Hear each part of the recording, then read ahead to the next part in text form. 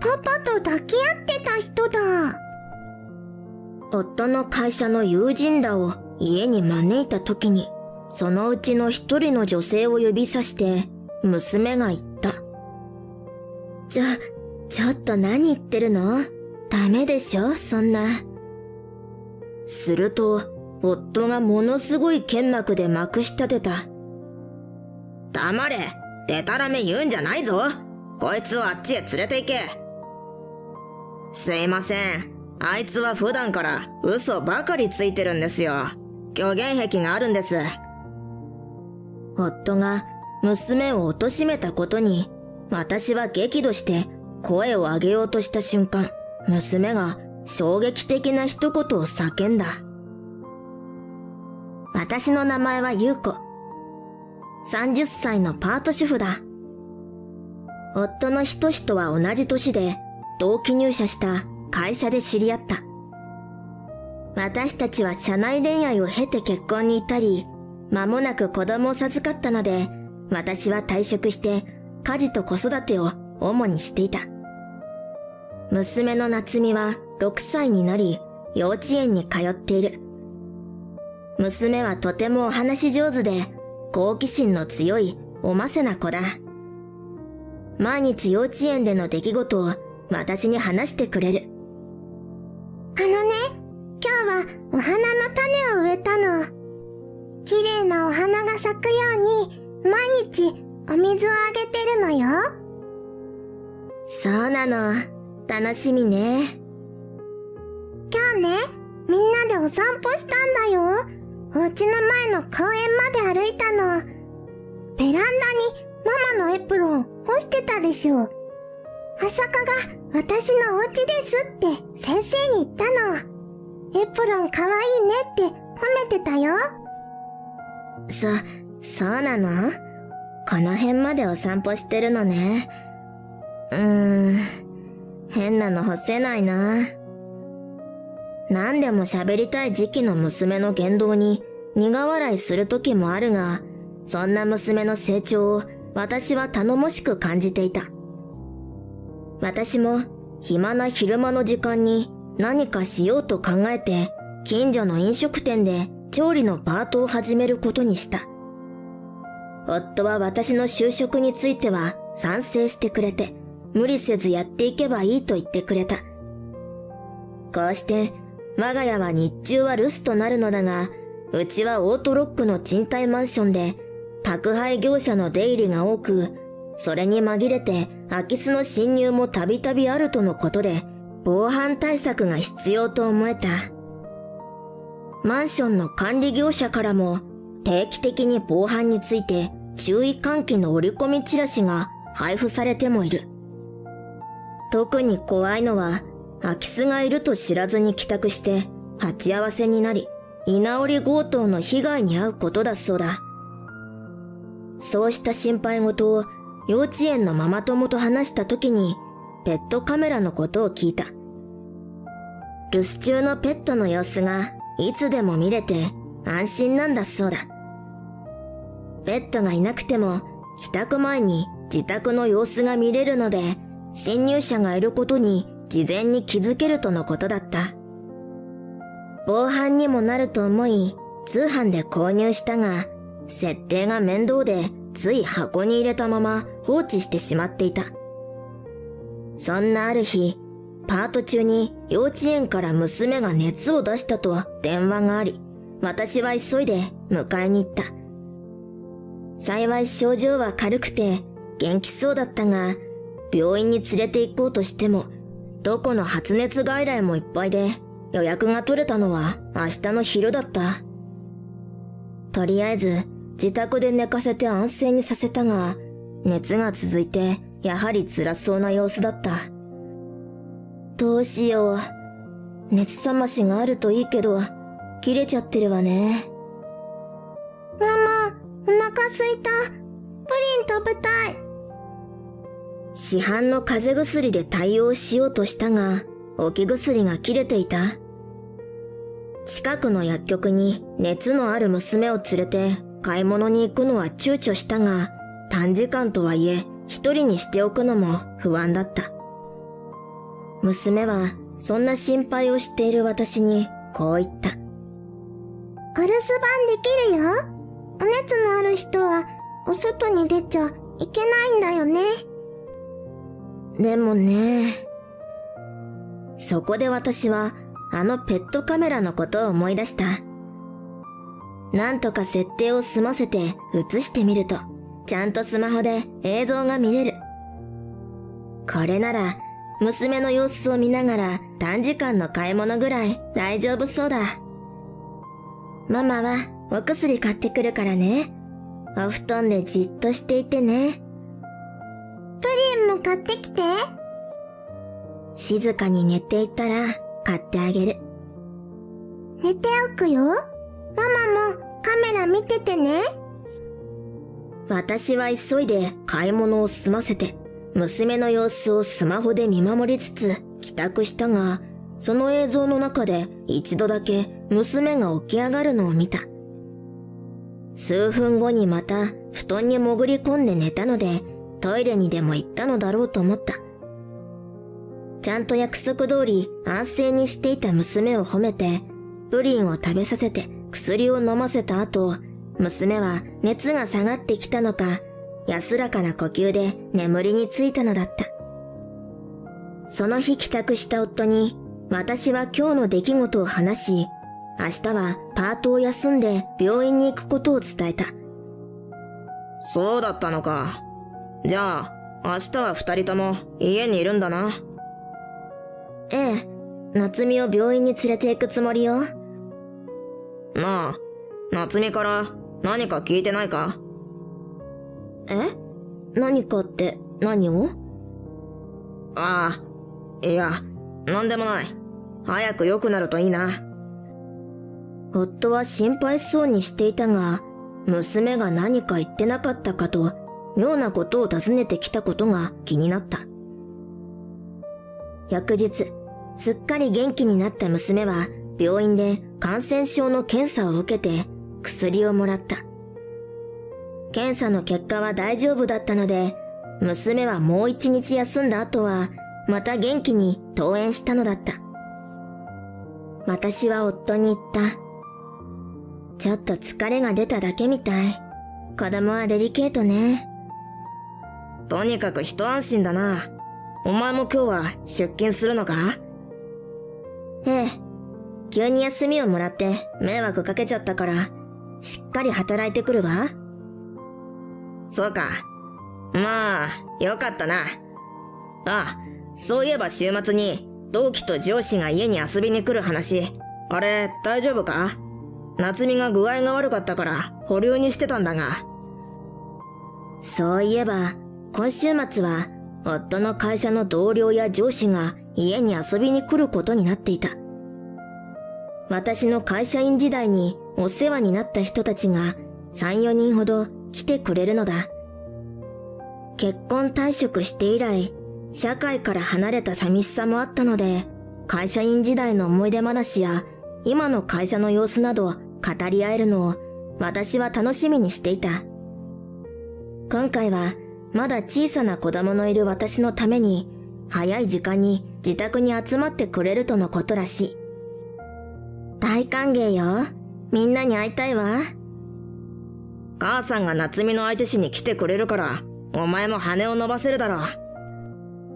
その日は久しぶりに義母がお泊まりに来ることになり、娘は幼稚園から戻ると大好きなおばあちゃんと遊んで、早々と寝てしまった。私は義母のために客用の布団を準備して声をかけた。すいません。夏美ったらはしゃいじゃって、お疲れでしょ？大丈夫よ。明日はひとしの会社の人の接待があるんでしょ？夏美は私が相手してるから、ゆうこさんもビールぐらい飲んだらいいわ。お母さん、ありがとうございます。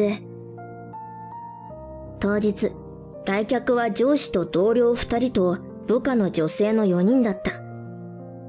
部下の女性は私が退職後に入社したので初対面だったが、あとの3人は知り合いだ。この女性は上司の婚約者だとのことで、私に彼女を紹介する上司は幸せそうな様子だった。それから私は久々に会社員時代の話で盛り上がる楽しい時間を過ごした。しばらくして娘を見てくれているゲボが困った顔をして私に囁いた。ゆっこさん、ちょっといいかしら。夏美が変なこと言い出して困ってるのよ。もう、あの子ったら、ほんとおしゃべり好きなんですよ。こっちでお話聞いてあげますから。話好きの娘なので、きっと仲間に入りたいんだろうと思い、こっちにおいでと招くと、娘は私のそばに来て、向かいに座っている部下の女性を指さしていった。この人、パパと抱き合ってた人だ。場が凍りつくとは、このことだろう。私は、しどろもどろになりながら娘をいさめた。ちょっと何言ってるの。ダメでしょ、そんな。私に否定されると、娘は怒り出して、さらにこう言った。だって、昨日もお家に来てたもん。幼稚園のお散歩の時に、このお姉さんが階段降りてるの見たもん。そういえば、このマンションの前は公園になっていて、娘の幼稚園のお散歩コースになっていた。私が混乱した頭で考え込んでいると、突然夫が大声で娘に怒鳴った。黙れ！でたらめ言うんじゃないぞ！あっちへ連れて行け！夫の剣幕に娘はショックで固まり、義母が慌てて娘を部屋から連れ出した。夫が慌てた様子でまくし立てた。すいません。あいつは普段から嘘ばかりついてるんですよ。虚言癖があるんです。夫が娘を貶めたことに、私は怒りのスイッチが入り、こう言った。夏美は嘘つきなんかじゃないわ。大人を侮辱するようなことを言わせるなんて、どういう教育してるんだ。私たちの言い争いに上司が口を挟んだ。頭ごなしに怒鳴ったりせずに、娘さんにもう一度聞いてみてくれないか？上司に促されて、私が隣の部屋で泣いている娘にどうしてあんなことを言ったのか尋ねると、娘はこう返事した。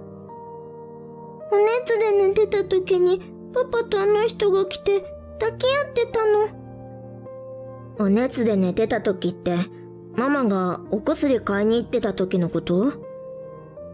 娘はうなずいた。義母は孫の話を聞いて頭を抱えていた。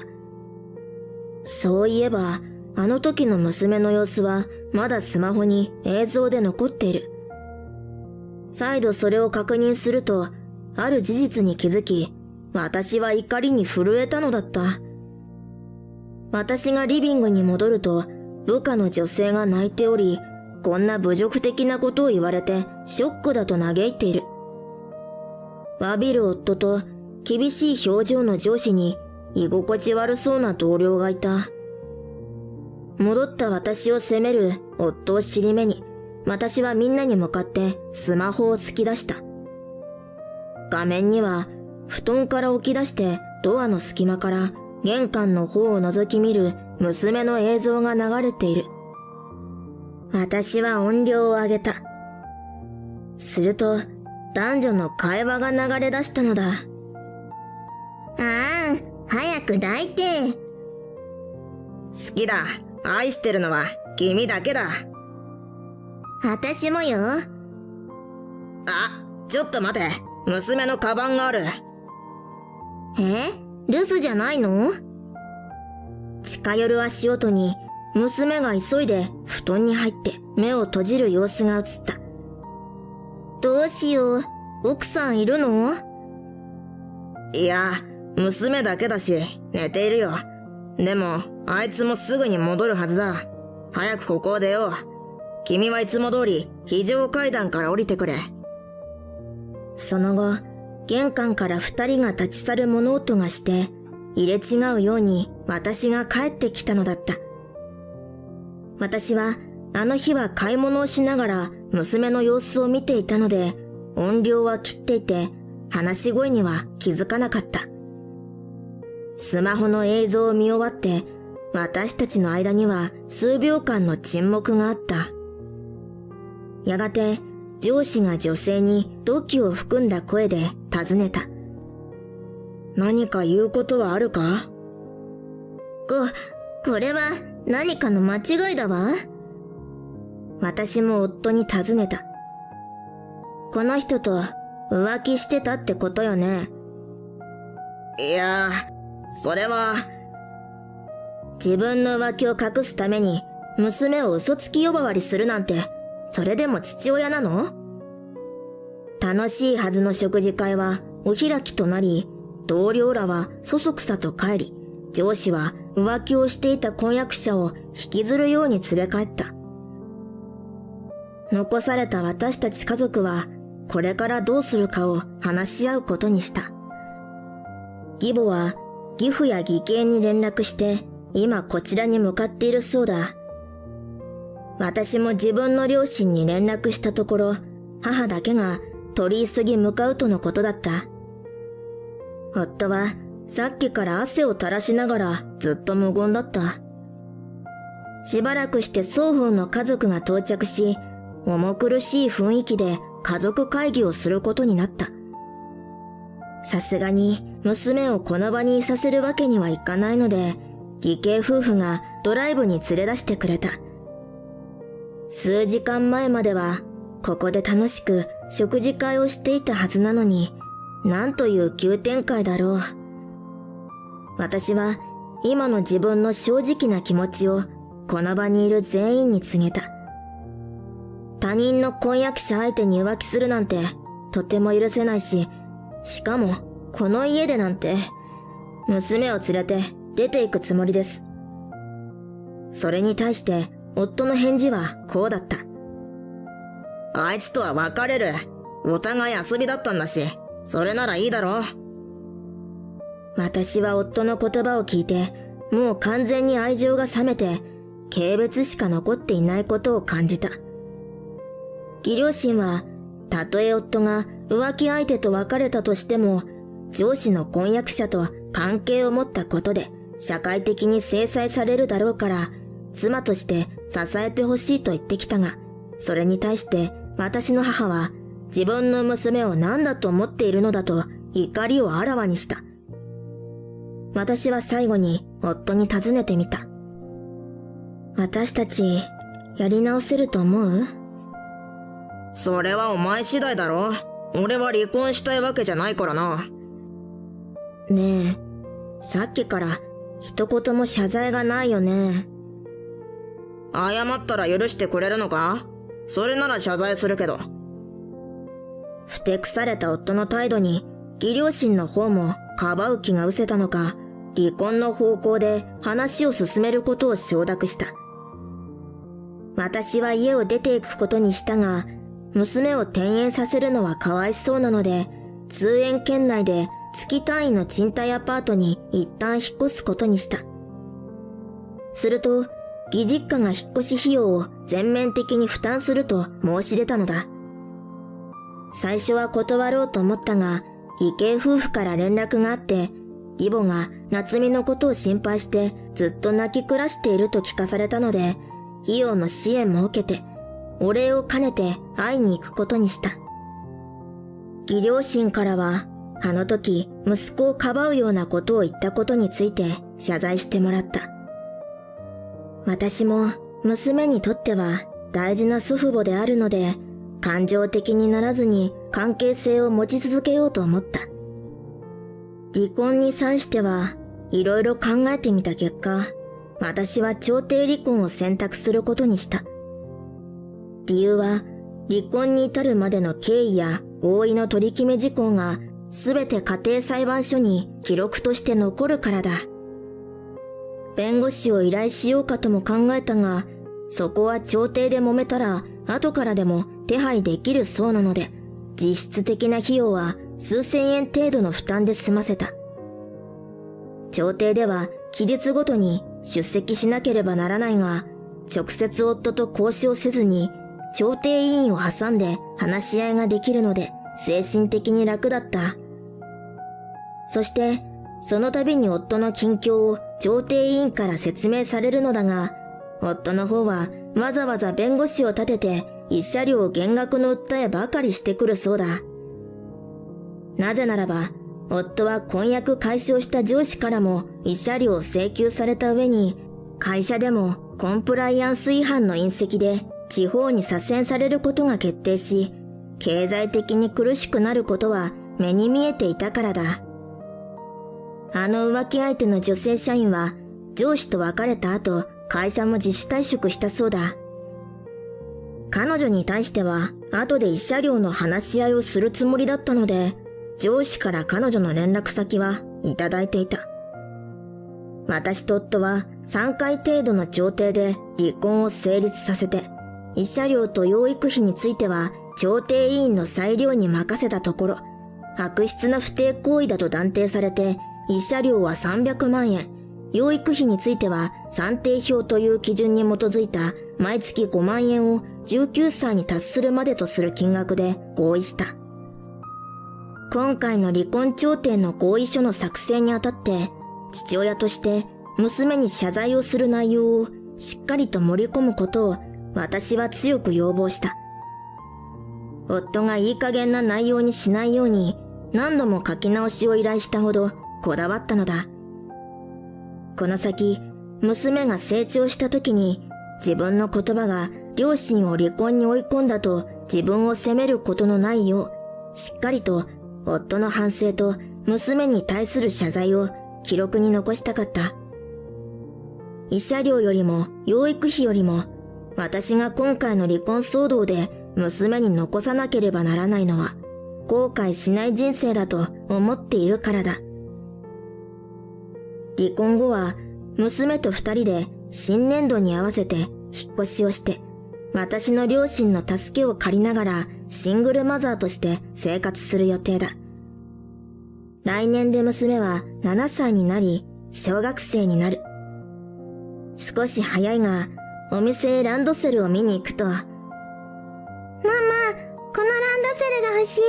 とっても可愛いの。そうね。でも、もう少ししたら新しいのが出るから、ちょっとだけ待ってみようか。今欲しいんだけどな。娘には本当に幸せになってほしい。私は心からそう思うのだった。